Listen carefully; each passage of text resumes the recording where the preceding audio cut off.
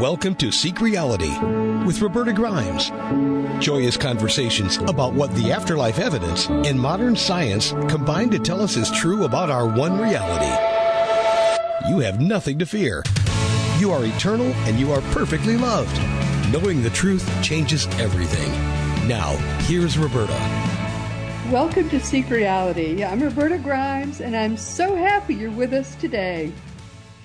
Even people who are trying very hard to seek and to accept the whole truth about some big, gigantic new reality will sometimes try to avoid even thinking about some uncomfortable details about that reality. I'm sure you accept that, as I've had to accept it. And as you likely know by now, I have spent 50 years of my life, and that's no exaggeration, studying an amazing amount of afterlife evidence and trying to ever more deeply understand what happens at and after our deaths. And it's really all good news.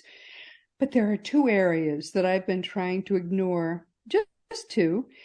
I didn't want to know anything about negative entities, demons, nasties, all those non-transitioned beings roaming the world without a body and into making trouble. Jesus was casting them out, all the time.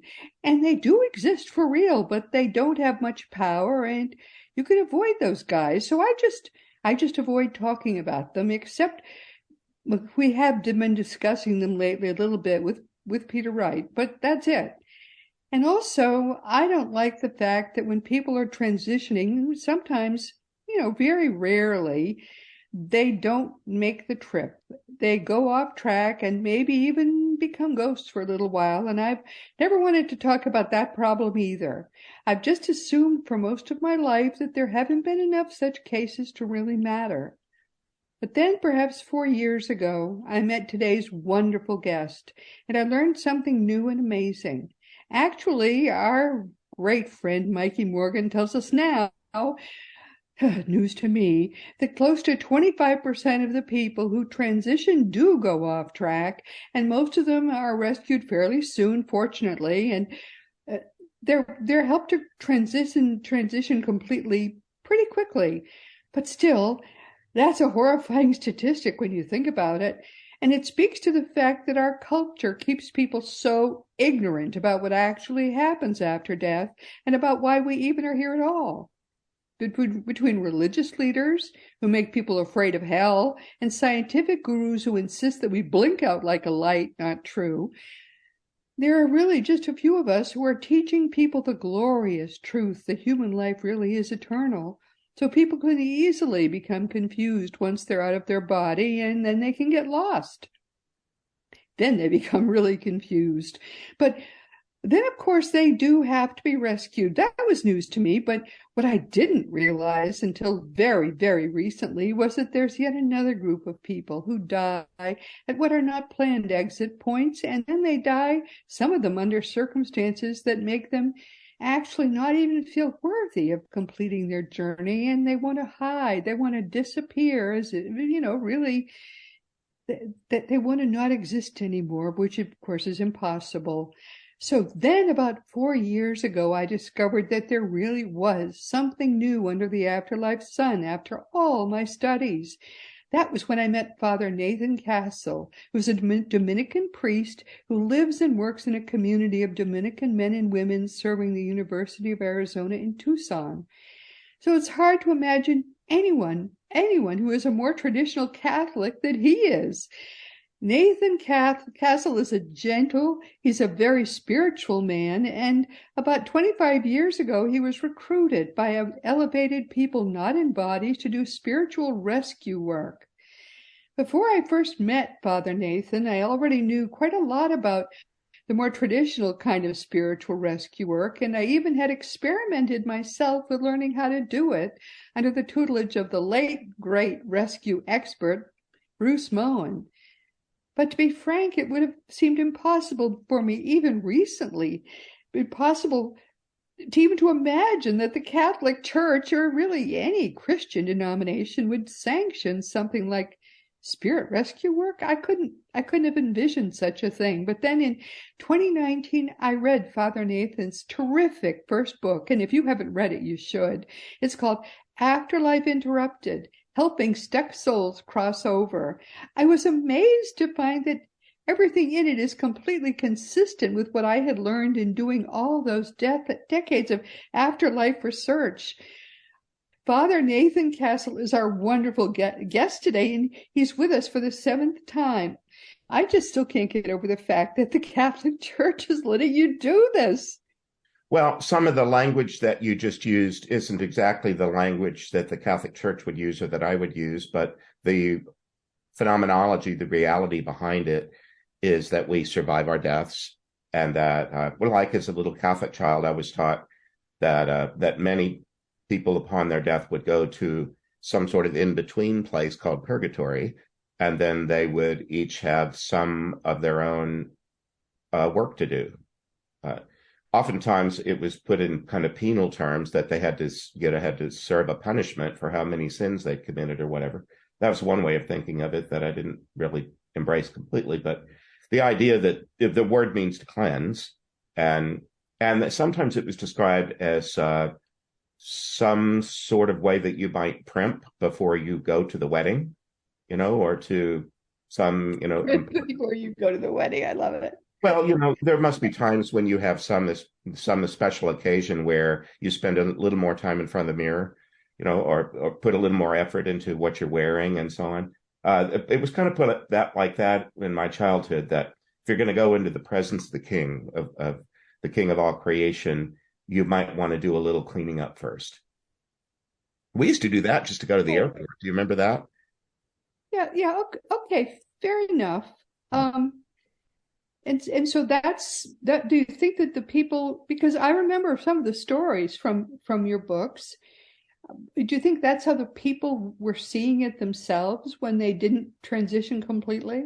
Oh, it varies. I remind Catholic people that there are 8 billion people on the planet right now, and 1.4 are Catholic. And so let's have a little modesty or humility about the fact that we don't run the whole universe, but we're part of it. Lots of the people I deal with are not Catholic and don't use those categories. They just describe things in their own terms, and we work with them to. We're really like the discharge staff in a medical center. The people that we deal with, my prayer partners and I, all died sudden traumatic deaths. Almost always. We get a few exceptions, but most of the time, they're people who were shocked out of their body and thrust into something next, and they're given the help that they need, and they progress to the point where they don't need that level of help any longer, and they're ready to move on. And that's where we come in. We help them get out the door. So I don't think of our work as rescue. We're just part of a continuum of care. Any of your listeners that have ever had to be in a hospital more than a day, everyone looks forward to leaving, and there's usually somebody all the way at the end of the process that helps you collect your thoughts and gather your things, and maybe ask you about your physical therapy or your upcoming follow-up appointments, something like that. We just help people kind of move along.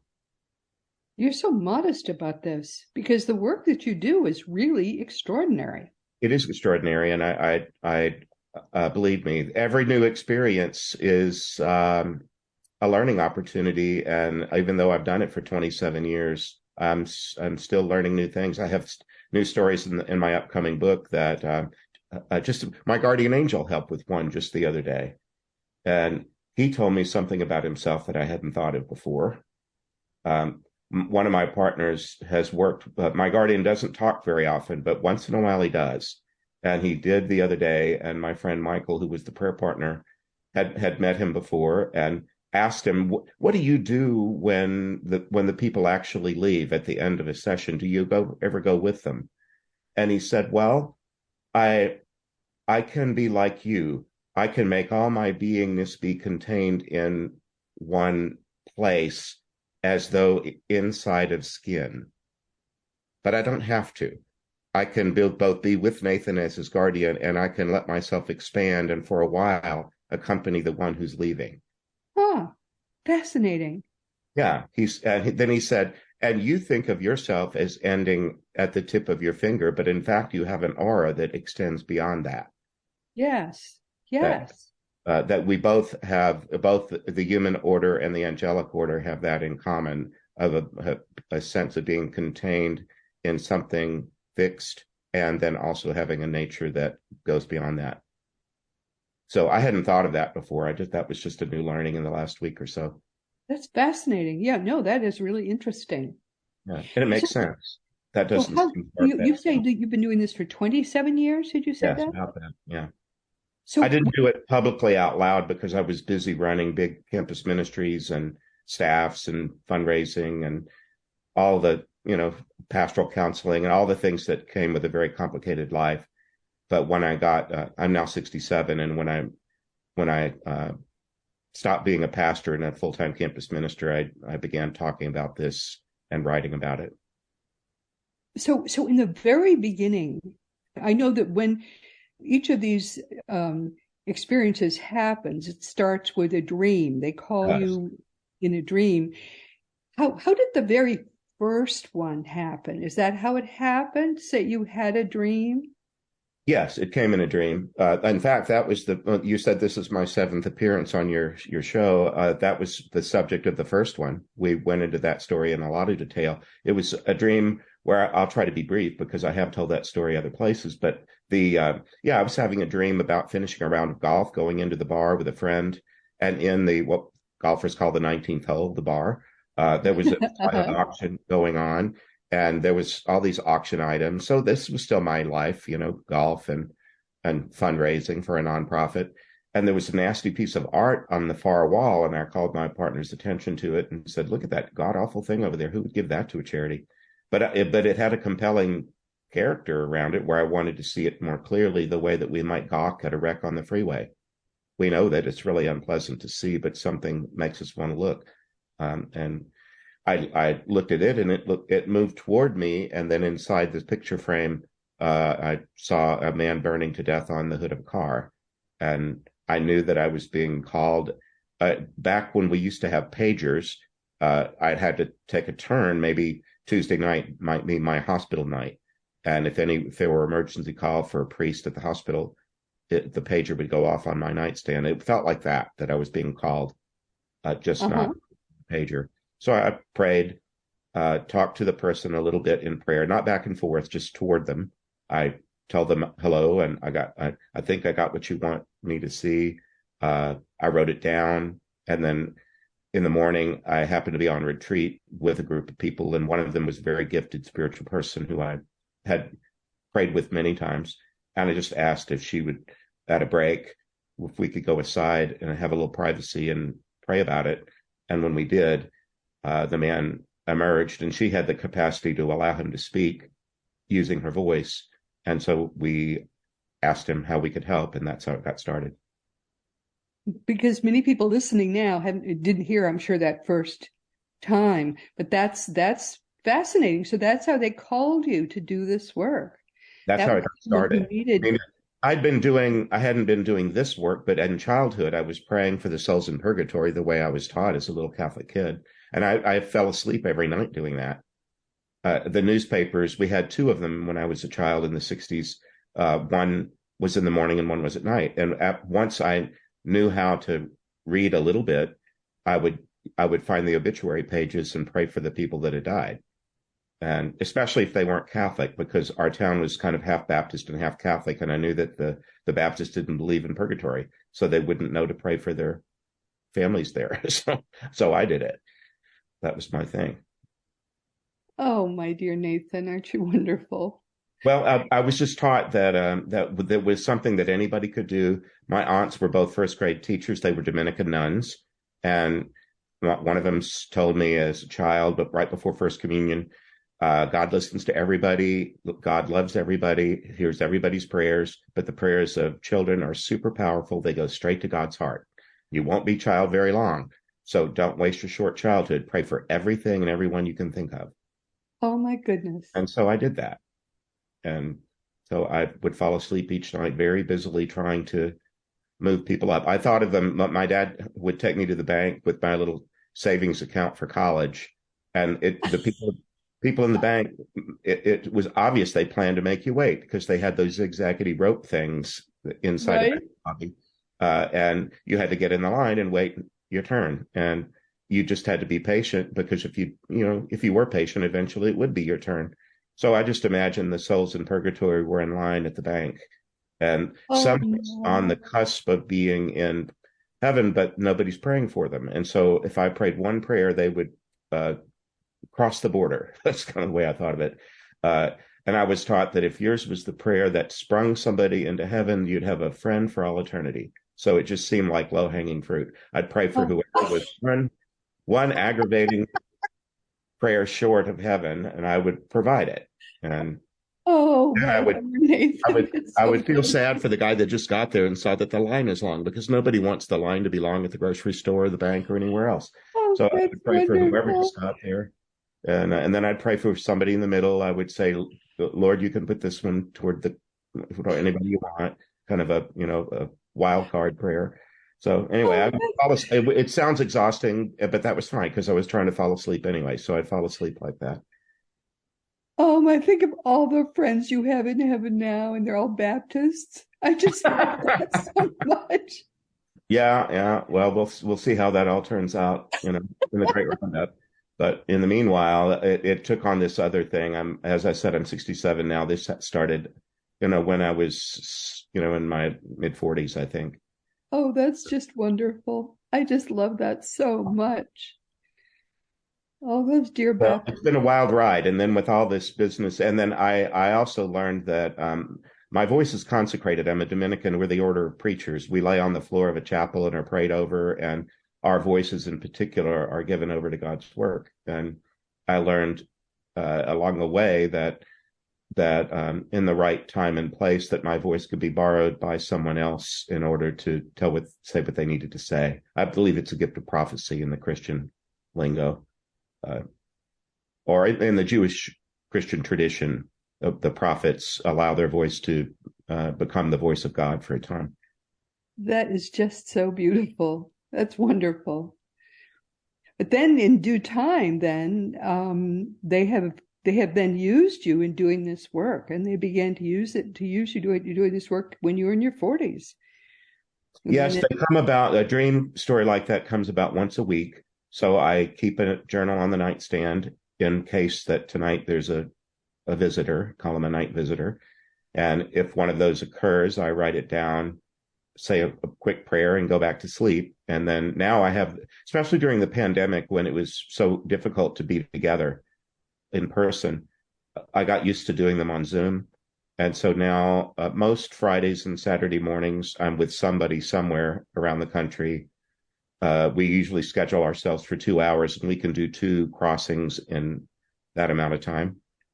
So right now I'm they're a little backed up. We're recording this on the 20th of June, and I'm only up to about April 10th right now. So I'm trying to get caught up. They don't seem to mind. They do. Some of them pay attention to time and other ones don't, but they're never impatient with me. We get to them when we can.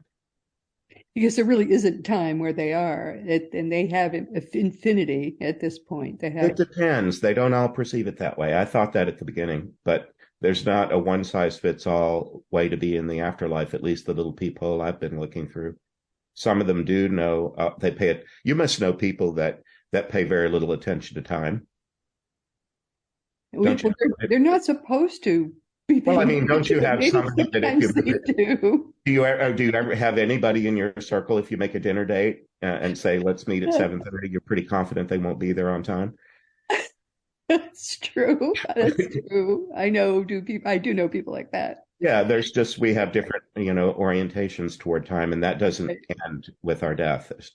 Sometimes people pay, Yes. Yeah. and sometimes if they're really attached strongly to people who are still here, they tend to pay more They do tend to stay on Earth time. That's absolutely like right. parents who die when they have young children. Yep. That's true. They want to stay, sometimes want to stay involved in their children's growth, and so That's very true. They stay they figure oriented out toward how that. they can pay attention to their kids without being creepy. but just for people who perhaps haven't heard other interviews that we've done, when you say you're helping them to cross over, my understanding is, just briefly, that when people that you're helping have been helped by their spirit guides, or the people who've been coaching them post transition. Right. They're now more comfortable with the notion of transitioning, and so their guides have gotten in touch with you, and now they're ready for your help. And that's basically the guide has gotten in touch with you then. Yes, and their team. I hardly ever work with the other team members, but they make reference to different kinds of things, sort of like counseling. But they have to grow in truth a lot of time. And they have to recognize things that they thought about themselves that were either untrue or maybe had a kernel of truth but got exaggerated in a way that was unhelpful. And sometimes it's the event that caused the death of the body might have created guilt. They might have made a driving accident that not only killed them but others. And so right at the end of their life, they also inherited a bunch of other stuff to work through, trauma. So right.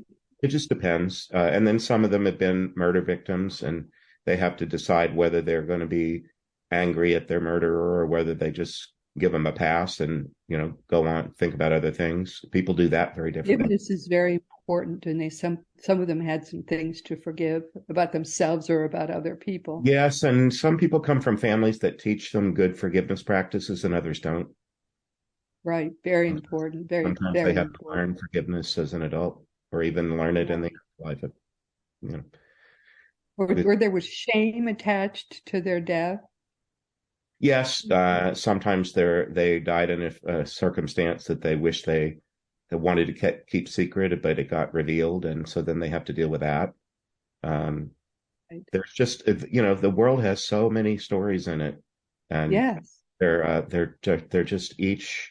In the book that I'm doing, this will be the third one in this series, and I'm keeping the main title, Afterlife Interrupted, but the subtitle of the next one is going to be Please Let Me Explain. And I'm choosing stories where I think the person who we helped did such a fine job of explaining either their death, what happened immediately afterwards, what has followed. And then we always do a follow-up interview. We don't tell anybody's story publicly without their permission. And it just seems rude in the middle of their transition to say, don't leave yet. We're writing a book. We want to. That's true. That's true. They're trying to go home, and you stop. Yeah, they don't need me interrupting about writing a book. So we will, when it's time to write a next book, we'll go back, over all of these. I record all of these sessions and transcribe them and store them. So I have them in their own words in the original vernacular that they used when we first met.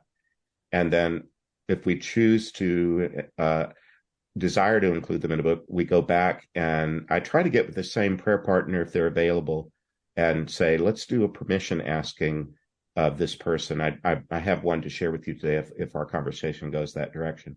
But we get their permission, and that could be a yes or no statement, because all it is us saying, may we use your story, yes or no. But they almost you can find the same person and ask them for the permission. It works perfectly. We've never been turned down. We go back into prayer and say, maybe please speak to this person, and they come through. We ask them. There's usually some pleasantries, the way that before we've launched this particular podcast this morning, we were talking for about 5 minutes, don't you think, before we went live? Yeah. It's just exchanging a few pleasantries, courtesies. We it's do that. Such a small universe. Well, it is, but and these people, I didn't know them well, but I at least have been a part of their life for an important moment, and so now we get caught up with each other a little bit, and then I'll tell them why we were even thinking of using their story, and they'll elaborate a little bit. And those conversations are usually relatively short. but they're sometimes, and some of my partners like to inquire of them, well, tell us what you've been up to. What have you been doing since you made your crossing? And one of them today was recently talking about, he said, well, one of the things I wanted to do after I made my transition and moved over to the next level, said it became possible for me to visit relatives and friends, but that hadn't been possible for him before. And he said, he called his childhood golden. He said, I had a golden childhood. I know many people didn't, but I had a wonderful childhood. And one of the things I wanted to do was reconnect with people from my childhood. And he said, when you look at a photo album, you might be with your grandmother who's sitting next to you and turning a page and saying, this is the house I grew up in. And there might be a Model T in front of it or something. He said, it's sort of like that now, except she might be saying, this, when I was your age, this is what I looked like. Well, he said, now you do that and you can go right through the page and you can walk into the scene and you can be with your grandmother when she was 10. Oh, isn't that fascinating? Yeah. And he said, I've been in scenes where I'm now older than people that were a generation or two older than me, but they're showing me what it was like to be them at a different moment in their life. And so I'm getting to know the backstory of people that I knew here, but getting to know them more richly because they can tell me in their own words and in their own place. Isn't that beautiful? Isn't it? Doesn't that sound like eternity is a long time, but I think I could enjoy a long part of it. Yes. Just doing that. People ask me, well, what is there to do there? That like there couldn't be much to do? Well, there's infinite fun stuff to do there. Precisely. Yeah. Doesn't that sound wonderful? God. Yeah. Well, anyway, that's what one gentleman I just was working with just chose that. What story do you have to tell us from your upcoming book? I feel like this is preview of coming attractions. I thought you'd never ask. I'm glad you did. They come in a dream. And so I'm going to read you the dream because it was just so brief. He came on July 25th, 2022. So coming up on a year ago. I was standing talking with a well-dressed and well-groomed older gentleman. Suddenly he was stricken and fell to the ground. I heard the word clothier, and I awoke. That's not a word you use very often, is it? Clothier? Not too much, no. But I know that I've been in a few small menswear stores that have that word attached, and you kind of expect that you're going to be getting a lot of customer service at a clothier place. Right. Anyway, when we asked when we made ourselves available to help him, his guardian came through, and we almost always ask for the guardian just to give us a little bit of clarity. So, because dreams can be sort of indistinct by nature. You can, they have some symbology in them, but this one was really simple. It turned out that he was, the word portly. Can you think of a portly gentleman? Do you remember the character actor Sebastian Cabot? Yes. He always played those kind of roles, like a gentleman, butler, well-dressed, maybe English. Anyway, this guy had that kind of affect around him. And he had died suddenly, and he said, well, I didn't die violently, but I did die suddenly, so I kind of qualify to be in your line. And I was talking with my friends, a married couple, Michael and Linda, helped with this one. And he described for us the fact that, let's see, hang on just a second. I'm flipping through my pages. He decided that he would disclose to us that he had been homosexual, and he lived at a time when had that been known, it would have been a huge disgrace and a blockage to any kind of career, and he had to kind of navigate that. And one of the things he landed on is he thought, well, I have a fine eye for how men can look good. And he said, without objectifying them and making it a sexual thing, I felt like I had a gift for helping men look their best. So he went into that line of work. And he said he really enjoyed helping people. Most people, if when they are thinking about how they appear, what they look like to other people, most people have some sense of their strengths and weaknesses. Would you say that's true of you? I don't know. We're not on camera, but if we were, would you want to make sure your right side or face the camera or your left or Yeah, I or you guess. well, there's all the especially women's grooming products, there's all kind of concealers, Yeah. that there's all kind of ways that we accent the negative or the positive and eliminate the negative. He said that's what he really liked to do. And he said his much of his clientele were people that could afford his service, but he really enjoyed it when somebody that hardly ever had the money to do this kind of thing came in before their wedding or before a job interview, and he would Sure. help them assess how they looked. And he said if they would allow me to, I would ask them to tell me an attribute or two of how you look that you like. Yeah. Uh, and and he would listen to them, and he would say, "Well, I agree with you. Your hair really is. It looks very good." He said of one man, he said, "Your eyes are sparkly green. Anything that you wear that's green is going to help people look you in the eye." Huh. That's a good thing. He was just talking about the two tricks of his craft, and Right. he said, "You also have an engaging, gentle smile. So, in order to bring out your smile, I would go with fabrics that suggest gentleness rather than coarseness. I wouldn't dress you in wool because it's scratchy. I would dress you in something softer to match the softness of your smile." Huh. So anyway, he was going and he talked about people that were shorter. Most of them wanted to look taller, and so he would describe for them different fabrics that drape in a way that suggest length and flow, and he would help people. And then he said sometimes I'd get an impulse that I would be right in the middle of my work, and I'd get an impulse. Wait a minute, there's something in the back room that would be perfect for this person. And he said usually you had to do some nip and tuck of tailoring to make a thing fit perfectly, but once in a while there'd be something in the back that this was exactly the right person for it. So he went on at length about doing that and how much joy it gave him. And then he compared it. Do you ever watch any of those home improvement shows that are kind of all over the place now?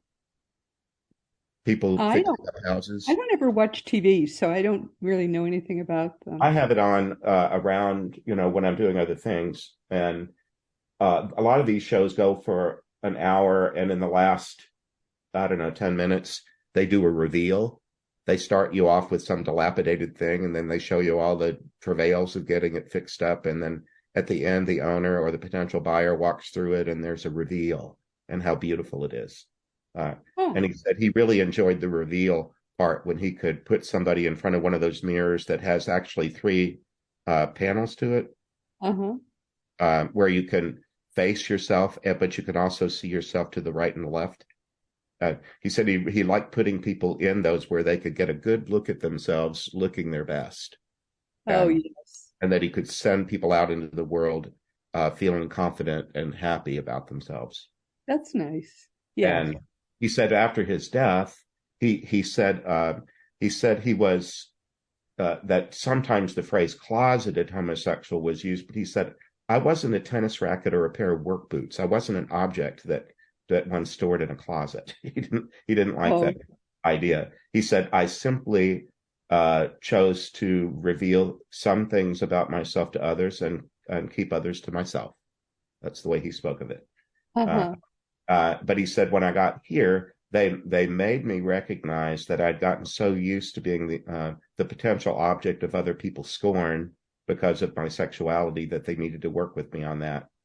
And he was talking with his guardian angel, and his guardian angel said, asked him, would you allow me to show myself to you completely as I am? Isn't that an interesting question? Yeah. Would you allow me to show myself to you completely as I am? And he said, well, of course, please do. And then he said his guardian angel kind of turned like a pirouette and went from being the way he was presenting to gloriousness and Yes. and fantastic beauty. And then he said, "Now look down, because I'm about to turn back into the way I was presenting myself to you a moment ago." And he said, "We do that routinely with one another, but I want you to see the most glorious version of yourself, and you haven't seen it yet. Are you ready to see it?" Oh, And he said, "I suppose." And he said, "Well, all you have to do is turn around." And he had him turn around in front of these three mirrors, and he had to see himself as the perfect child of God that he always was, and it without was. anybody having an opinion about it, or he having an opinion about it. Uh-huh. And he said, "I simply turned around and I saw myself as magnificent, because not because I had an opinion about it, because it was just the reality in front of me or in me." And so he said he showed me my full beauty, and that helped me move along. He left behind some, restricting thoughts about himself, and was ready to go on to a next step. That was part of what he needed to do to cross, Right. Oh, that's beautiful. isn't it? Yes. So I wanted him. I thought he did such a nice job of explaining it. And of course, I'm summarizing it quickly in a Yes. podcast, but it'll be in his own words at length in the new book. But what is beautiful is that God does see us whole. Yes. God sees us as beautiful. I mean, the religions do such terrible things. I mean, I know where that whole homosexual nonsense comes from in the Old Testament, and it has nothing whatsoever to do with who we are. I mean, the religions make such a botch of it. It's Yeah. Old Testament nonsense. Well, and that they're at the same time, we're taught that we're all made in the image and likeness of God, and that we're beautiful as God is beautiful. And so Yeah. oftentimes you get the same religion giving you conflicting messages. I mean, I've lived as a Catholic my whole life, and I was having to sort through those at a first grade level. Yeah. I can remember being taught things and just figuring, well, that doesn't sound true to me. No, Even as not at all. you know, uh, but that's just part of the whole big mystery of life. Yeah, well, that's lovely. That's lovely, Nathan. I think one of the things about your books is that I think they read like candy. They're not they're not heavy in any way. And each of the stories is a beautiful personal story from a real person. They're very touching. Yes. Each of the stories is so touching, and each of them is a real person, but none of them are heavy at all. They're very sweet, all of those stories. They are. Even ones, there are some, we have picked particular stories for particular reasons. And as I said earlier, in this new book, it's going to be because they explain themselves so well. And I think can teach us something. But there are sometimes where they're very dark, awful murders and horrible things that I haven't written that book yet. There are people that die in ways that are quite cruel and awful, but even then they're all redemptive. They all survive. I was just going to use that same word. Each of the stories has redeeming qualities. Yes. Yeah. They all get over whatever it was. Yes. Particularly one genre is people that die at the hands of the drug cartels. They're often tortured and mocked and stuff before they die, and so people are being extraordinarily cruel to them, and so it can be hard to hear that, even though they're going to rise above it. So I do, and that's why it's just that when we do one of those once in a while, instead of doing two in a row, sometimes we just say, that's enough for today. Yeah. Sometimes you get a little, you get an insight into uh, people's cruelty, and but at the same time, I am a Christian, and Good Friday turns into Easter morning really quickly. In And all of those stories, yes. Yeah, yeah, you always know they're going to come out of it okay, and they're always going to be saved, doesn't literally matter saved. whatever it was, Yes. and then some of them have moved at a very slow pace in the afterlife, and they appreciate that they weren't made to feel stupid or slow. They just moved at the pace that they chose. And then there's another story that's going to be in the new book of a young guy died at 22 or 3 in a traffic accident, and his advice to people, he wanted to give advice. He said, if you put me in your book, I said, no, wait a minute, we're asking your permission, but that doesn't guarantee you a spot in the book. we're just we're at the front end, we're just doing a little exploring. And he said, well, I'm grateful that you've even included me on the possible list. But he said, if you do put me in the book, here's what I want to tell people: get over it, go fast. Said, push. Whatever it is that you feel like you've got to work through, do it as fast as you can. So that was Because you want to get to the good part right now. Well, yeah, he was from this big Italian family, and he died tragically in this accident. And there were, he said, I could have been. He wasn't the driver. He said, I could have been angry at the driver. I could have been angry at God. I could have, he said there were all these other options and things I could have done. And he said, I just think we had a really bad day. That's the way he called it. It was just a bad day. It was a bad day. The guy, he was in a 15-passenger van with a group of people being brought to a work site inside a refinery. And the guy that was driving it had never driven one before. And there was a fire in the refinery, and he had to turn around in a place where there was barely enough room to turn around. And as it turned out, there wasn't enough room, and they tumbled down a hill and into nasty river or something inside a refinery. Do you remember the comic, the Far Side? I remember the Far Side, yeah. Yeah, it was usually a one-panel comic, and it ran for about 15 years, I think. And one of my favorites, which was kind of iconic, was one called The Crisis Center. Do you happen to remember it? I don't know whether I do. I'll describe it for you and your listeners. It's only one panel, and it doesn't have a caption because it doesn't need one. It's a picture of a 3-story building that must have been swept away in a flood because it's floating in a river, and it's on fire, and it's about to go over a waterfall. Every possible crisis is happening at the crisis center. There's been a flood and a fire, and you're about to go over a cliff.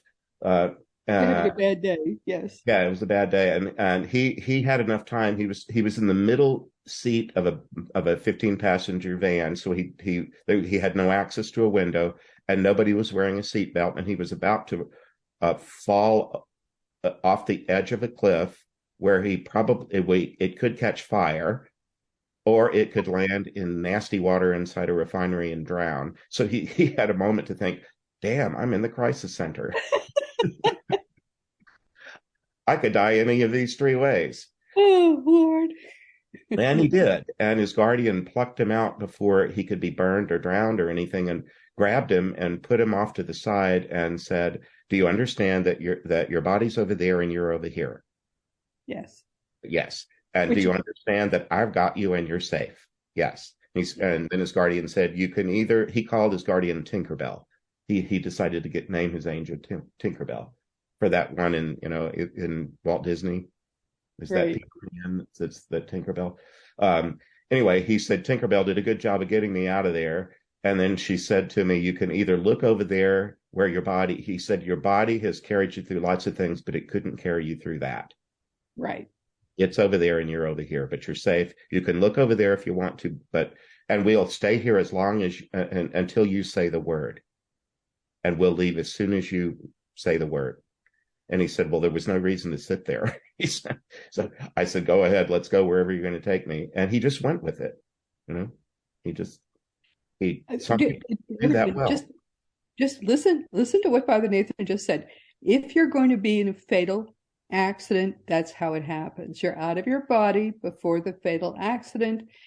It's the easiest possible way to die, I keep think. hearing that over and over again. They said I flew through the windshield, but I wasn't in my body at the time. Right. That's what happens. Yeah. To me, that's the easiest possible way to go. That or going in your sleep. That's another easy way to go. But Yeah. very easy. I've been through so many car we crashes. could keep doing this. I just noticed we are totally out of time. All right. No, I can't. I just can't stop listening to you. I think that you're just delightful. Well, you've had me on 7 times now. That's I'm so grateful that you've found my stories worth telling. I really, it comes back to my vocation is to preach Jesus and Him risen, and that we're risen from the dead is the central message of the faith I've been raised in, and so why not tell it? Well, everything whenever you talk, I can't stop listening to you. I think it's so delightful.